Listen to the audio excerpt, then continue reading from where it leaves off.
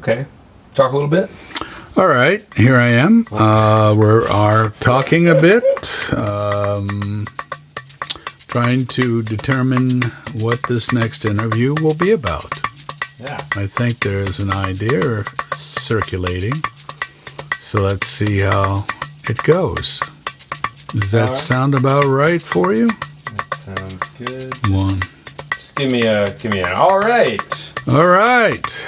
That sounds awesome. Ah! Oh, yeah, okay. I get a left. Yeah, we get the old Chuckalito laugh going. Okay, so we gotta... So, where do you want to go today? Well, I thought we would, we didn't do a whole lot of setup last time about this. And, we've got some news, about your health and what's going on there. And we've talked about doing this for a long time. Mm-hmm. But we, all of a sudden, we're like, we better really do this. So what's going on? Why are we doing this interview right now? I think we're doing it because one of the most important things with my, quote, health is that we don't know what road it's going to take us down. Mm-hmm. We're all hopeful and positive that the outcome of having pancreatic cancer will be a good one. Mm-hmm. But we should have a backstory here in case it isn't.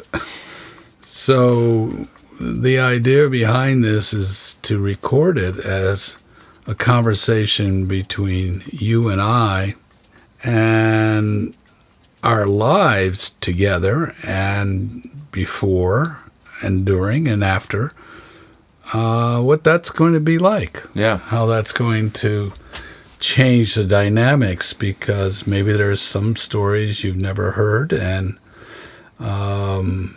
what better way than get it from the horse's mouth, so to speak. I don't think there's any other way to get them. No, there really isn't. It's really, but some of them will include you, where you have perspective because you were there for 37 years now. You're almost, half my life. You're 37, I'm 73. Interesting numerology that we're doing this now. Yeah. So planets are aligning. I like the idea of the conversations with my father. Just trying to piece this interesting new adventure together, because most of my adventures have been in the external world, visiting foreign countries, traveling extensively in the United States. And those experiences that you come up against, some life-threatening decisions at different times, even in those adventures. So this one is no different. It's just that it's taking place internally for me. I'm going into the magnificent world of my body and trying to understand like that it. Magic School Bus episode where they shrink down and fly into the body. Oh, yeah, the fantastic journey. And in a way, this is because part of it is going to involve Western medicine at its part of it's peak.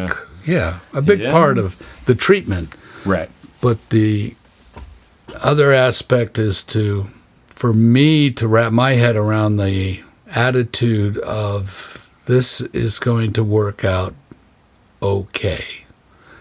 No matter which way it goes, it will be okay, because it's bringing family, friends together, looking at supporting this journey. And that's the fantastic part of it, is how that's going to knit this whole thing into one big success story. Because when it come out at the other end, we will have experiences all together. Yeah. This is not just my trip. It's all of us. Mm-hmm. So tell me a little bit about what has happened so far in this journey. We've got a little catching up to do with the process so far, in terms of you finding out or suspecting that you had some health issues, and then getting it checked out and realizing what was going on, and some scares, and then some reliefs. And we've been through quite a bit already. So where did this really start? Well, it started somewhere between October of 2020 and came to a head in about April of 2021. Really? Yeah. October? Well, October was the last time that I had a blood test, okay? Before I left. And they notified me that there was some indications of something we should watch going on, maybe with the kidneys or liver or something like that. They said some things look a little high, so we should keep an eye on them. And about, down the road, 3 to 6 months, get another blood test. And let's take another look at it. So, I'm going around my merry way of living my life and feeling okay until I probably got to April, where I finally did get that blood test, and it showed that my glucose levels were quite elevated. And that was in Arizona in April, I believe. Yeah, April. I thought we didn't find out that your glucose levels were high until you were here. Well, I had a blood test done there, but it never got to them until late.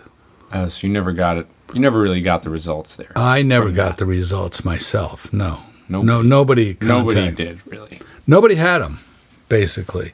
And I was surprised that there wasn't a follow-up on it. Yeah. That, hey, where are those blood tests? For some reason, it got lost in a bureaucratic shuffle, as things often do. That'll happen. That will happen. That's called shit happens, and that was it. So it wasn't until he was examining me that he just said, when doctors do this, you go, what's that's not good. He was feeling around, and I was having some pains in my stomach. And well, let's back up a little bit. So you had some things going on while you were in Arizona that were a little bit alarming. Well, they weren't alarming to me at the time. I just felt not up to peak. I was getting tired. I was blaming a lot of it on the heat because I was constantly drinking. I was dehydrated. And I didn't put things together at that point. I just said, wow, I'm just always parched. Yeah. And you were losing weight, too. And then I started losing weight kind of rapidly without doing any change to my diet, basically. I was eating a little bit less because I wasn't as hungry. And so we noticed change in appetite, this dehydration, this achiness. And then I had a couple fits of the regurgitation of meals. So at night, and I was like, what's going on? And then I said, well, I'm going to be seeing the doctor, so I'm not going to jump in down here because I didn't feel, I was only a couple of weeks from leaving. So I was a little out of sorts, but I didn't think of anything serious. So they wanted to, I'll go back now to meeting with him, and he said, I think we need, these glucose levels are like up to around 11. They should be down around 3. So he said, I think we need to get a CAT scan of this and find out what's going on. So they got the results of that, and it showed a spot, a mass going on in my pancreas, and something suspicious in the liver. They thought maybe it was just a blood clot or something. They have a fancy term for something that's blown up in there. Yeah. Anyway, it was a spot they wanted hemangioma, yeah, I think. Something like that. Hemogymio. Hemogymio, we'll call it. I think it's hemangioma. Hemangioma. All these Latin terms. So, long story short, they got that back, and he said, oh boy, this isn't looking good. He said, I got bad news. It looks like we might have a cancerous growth. And so we need to go further down and do an MRI. Yeah. And so they were trying to get me in to do that pretty quick. So they called around and they found a place in Thompson that could take me like by the end of that week. How were you feeling at that point? Concerned. Concerned. Well, what's going on here? It's just not good. At that point, we didn't know it was cancer. We just were thinking, well, we got something here that's disrupting, definitely. They weren't sure whether it was type 1 or type 2 diabetes until they did some more blood tests to identify that. Yeah. And fortunately, it came back as 2, because 1 was much more where you'd have to take insulin almost every meal. You have to monitor your levels by meal. That's not something that goes away. That is generally something that happens in younger kids, type 1, where they're born with this and their pancreas isn't putting out insulin, or glucose levels are really imbalanced and they have to learn how to balance it. And I knew something about that because when I got out of college, I was teaching photography at a diabetic youth camp in San Francisco. Up in the Sierras, actually, they had a camp for kids. And so I was running this program with photography and working with the kids, taking them out in the field and having to work with their diets. And, there was always a nurse around to make sure they had their proper meds. So that was, interesting enough, my first introduction to diabetes. And pretty much never thought anything about it after that. Just okay. Tough luck, kids. Kind of thing. Wow, real empathetic. Well, I was empathetic. Come on, I'm just tough luck. Hey, but it was. Well, no. I mean that in a good way, not to be. Of course, I was empathetic, and I was working with the kids, and I felt a lot of empathy for them. Yeah, but. So I was a little bit shocked that, I'm dealing with diabetes. Yeah. And I was also putting it off as a temporary state. One of those things where you feel, how can I have that? I mean, I'm a healthy guy. I shouldn't be having to deal with this stuff. And it was also, for me, kind of a sign of weakness, in my body. It was coming to reality of saying, how can I be in this situation? And the nurse practitioner was awesome. I mean, I was like not wanting to face this as a reality, and she gently coaxed me into the place of, well, let's just try this and see what it does, because we need to get these glucose levels down. And unless you have a better way of doing it. Yeah, you can't just muscle your way through this. Through the science. You're not going to just walk away from this and not have repercussions. Right. Yeah. So, I was coming to the Jesus factor of, all right, I got to really deal with this. I think that's the name of this episode, the Jesus Factor. Jesus. Where is Jesus when you need him? So, okay, and I got a prescription. I got a little monitor so I could test. Here I am pricking my finger every night. Meryl is watching me like a hawk, and, I'm testing, and then I have to take this insulin. Which I thought was going to be this huge, painful process of a big old needle going into me. It's kind of what I remember back in the 70s with the kids, where they did not have these little needles. Yeah. You can't even see them. Right. And so it was pretty easy to do. It was not painful. It was not a big deal. I mean, even the prick was nothing, a little bee sting, if that. And you get a little blood and you put it on the test strip, and they were pretty high levels. I mean, I think the first time we did a level test, I was at 480, and it's supposed to be, around 100. So, boy, we had a long ways to fight back on this. So Okay, I started doing that, and then of course, But you had to have a little bit in the back of your mind. You knew, okay, there's some sort of mass here. well, my Could be. thinking was like in the beginning when I kind of got the news, especially after I think the MRI, when he called me up and said, "Well, I got bad news. It looks like cancer, and it may have metastasized in your liver." Mm-hmm. I went, "Really? Mm-hmm. Oh." So there was this period of just like, oh, what the fuck? You know, you feel like you'd just been drained of every of your life. Suddenly you're looking out and saying, the end is near, you know, is your first reaction. My first reaction was like, I don't have a lot of time. Mm-hmm. And how am I going to deal with this? And Marilyn was sort of aghast, tears in her eyes, but not bawling, just some sadness. And I think for the next couple of days, we were pretty quiet. You know, we weren't really talking a lot about it. We were just sort of in shock in a bit. Yeah. I remember you called me and told me that, and I think I said, "Oh shit," and you said, "Yeah, oh shit is right."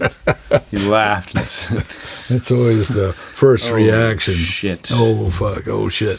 Well, that's not good. Yeah, you know, is this the time you put your robe on and walk into the woods and never come back?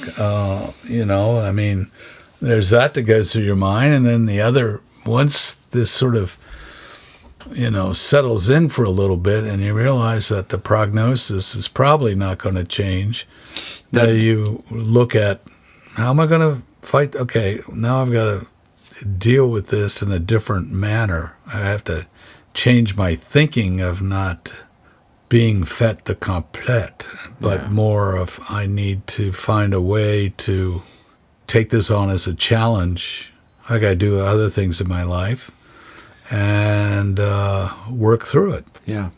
So now I remember, you know, I was in Michigan at the time. Right.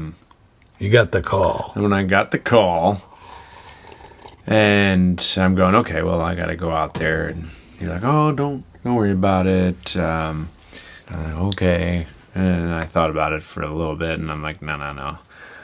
I'm coming out.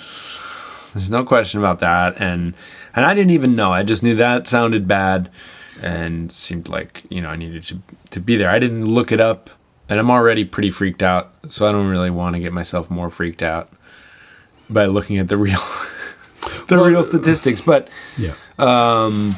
what was your experience when you heard that? Did you guys look it up? I mean, did you go online and be like, oh, I might have 6 months here? Or, you know, what happened there? Yeah, did I do it? They actually said, now don't go crazy over Google on this, because you're going to get so much information, and you're going to, it can either frighten you or it can give you false hope, give you all kinds of different information that may not be up to date. Mm-hmm. So, yeah, I did a little bit, but then I thought, and I said, okay, there's been a lot of new research, there's a lot of new stuff going on, and so I was tending to cherry pick the good stuff, actually. Yep. You know, and as they say, don't look at the statistics, because every individual is different. And what I recognize there is that I'm not I'm just not a stat. I'm me. This is my issue with this gnarly mass that I have to call something. I haven't even given it a name yet. I should probably. That way I can talk to it. No, you don't. You don't want to name it. Then it's harder to kill. You know, just call it the alien. You're going to start to have affection for. You're going to get Stockholm syndrome. Right there, you know? That's true. Well, I'm actually not. I haven't given it a lot of attention during my day, except when I meditate, and then I just pour white light over it. That's my way of just visualizing it and making it at least stabilize, knowing that it's not going to go away just by me doing that, but that it gives me some comfort that I'm putting an attitude on it to say, goodbye, goodbye. I'd like to see you go bye-bye. So anyway, he and his nurse, his staff, talked about this might be a candidate for surgery. So they wanted me to go see this Dr. Fitzgerald. So you got in there, and I was here by that point. Yeah, you were here, and you got to go and visit it. So I flew in that morning. Right. I picked you up in the morning, and we had slept about all an hour. night. Yeah, all right. And we had about an hour. That's right. You were driving from Michigan back to New York. I drove back to Michigan. Yeah, God. I drove back to New York from Michigan on Thursday. Right. Got there about 8 o'clock. Talked with Kirsten. She had done some more research. Yeah. And I hadn't been looking it up, and she sort of filled you in. Yeah, she was like, listen, like, there's a lot of new research, just like you were saying, there's a lot of things that we don't know, but just so you're prepared, if it's metastasized into the liver, this could be really bad. This could be like 6 months. There's no real cure. Maybe you get lucky, but this could really be really serious. Lights out. And so I was, pretty concerned, obviously, at that point. And, we were crying, and she takes me to the airport the next day. I didn't sleep all night, and then I'm here. And then we go see Dr. Fitzgerald, and we get some good news. Well, we get some positive news that he thinks that we can deal with this, but first we need to get a biopsy of it and know exactly what we're dealing with. And so actually that's the news I got today, was that it's definitely cancer, and there's also some lymph nodes there that have some cancer cells in them. So where we're at is waiting for the next step. I mean, this is a journey of lots of steps.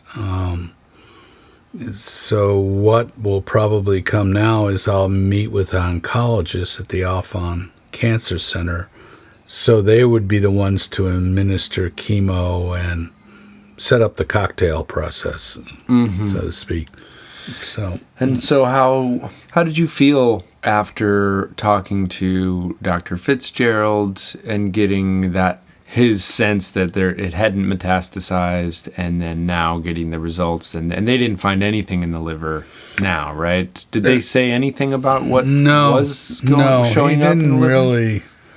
I don't, at this point, nobody seems to be particularly freaked out about the liver part, but they're probably going to monitor my whole gastronomic system, to make sure it's not spreading around. Yeah. Well, that's something we need to stay on top of.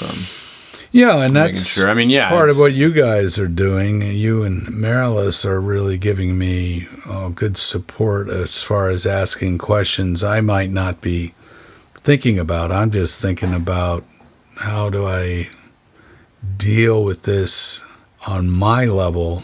You guys are outside of it, so you can kind of see the periphery and say, well, maybe we should ask this, and maybe by people that talk to you. Obviously, friends now know about this, so I'm getting all kinds of information from them, which is appreciative, People are caring, and they want you to get the best care you can.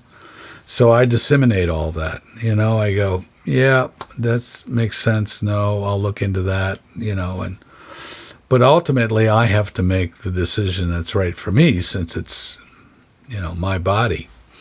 So as long as I'm thinking pretty positive about this and feeling that way, I'm going to pursue that, go to that avenue, and I'm expecting all kinds of bumps in the road. There's going to be moments of ecstasy that, hey, look, it's only here. I think they got a good cocktail for this. And he believes it's at about stage 2 at this point. That's what we all heard. Mm-hmm. It's good to have witnesses in there, so it's not just what I think, it's what you're hearing, because sometimes we hear things differently. I want to hear certain things, and you want to say, well, this is the reality, and so you're affected by it. It is fascinating when the three of us are in the same room hearing the same thing, and we all come out and go, no, he said that, no, he didn't, he said that, no, he said that, and we all have different ideas. It's very interesting, which is why we write stuff down. And I'm not in the writing down. We're run out of time here, but I wanted to dig into just your feelings a little bit about how has it been to tell your friends? I'll tell you the truth. At first, I didn't want to tell anybody. There's this I don't want to face this. I don't want to broadcast it to the world. Mm-hmm. And then I finally made the decision that I was going to need to do this. And I selectively chose different people at different times, depending on where we were in the process. And, obviously family first. And then I, began to reach out to all my extensive friends and let them know, because it's a big process when everybody is concerned, everybody wants to talk to you, and you're feeling like a broken record of saying this thing. So pretty soon it becomes the cliff notes about it. In the beginning, you're kind of going into detail, and then after a while, it's just, I got the alien body snatcher is trying to get me, and here, and make a little bit light of it, that's good in a way. I want people to laugh, and part of the therapy here is to have some humor behind all this. But I'm reconciling with myself that this is a day-to-day process. So how am I feeling today? I feel good. I have energy. I want to do something. I tell you, the little shit doesn't matter much anymore. I had some projects in mind I wanted to kind of get going on, but you know what? I don't have a real big focus on it. I'm more about focusing on my interior self, and I certainly don't get very aggravated, and I notice more how other people get aggravated by little shit, and I'm going, that's just little shit. Wait till you deal with big shit. Big stuff. Things that have a huge impact on whether you're going to be around for 6 months or 10 years. The little stuff of what goes on, having to pay a bill or do this or do that, you just don't give a damn about it. It'll take care of itself. So I haven't even begun to think, well, what happens if I don't make it? What do I got to do to wrap up my life? Mm-hmm. What would I want to do to have a celebratory ending to it all? But I'm not there yet. I first want to get through the understanding and what I can do to help myself get through it better, and how do I allow others to take a role in it. For instance, you and Marilyn have been very concerned about my diet and what I'm eating and counting things and things I wouldn't approach in the same way you would. But you know what? I really was thinking about that this morning when you were counting up all those carbs, and I went, how cool is this? These guys really want to make sure I'm not going overboard, and let them do it. Let them be the ones to help me monitor this. Mine is just a gut reaction, that's a handful. Put a handful of berries, a handful of nuts, and, that'll work. It's got to be close somewhere, but you guys really got down to the process of it, and I really appreciated that. So I'm learning to let go and let others help me along this journey.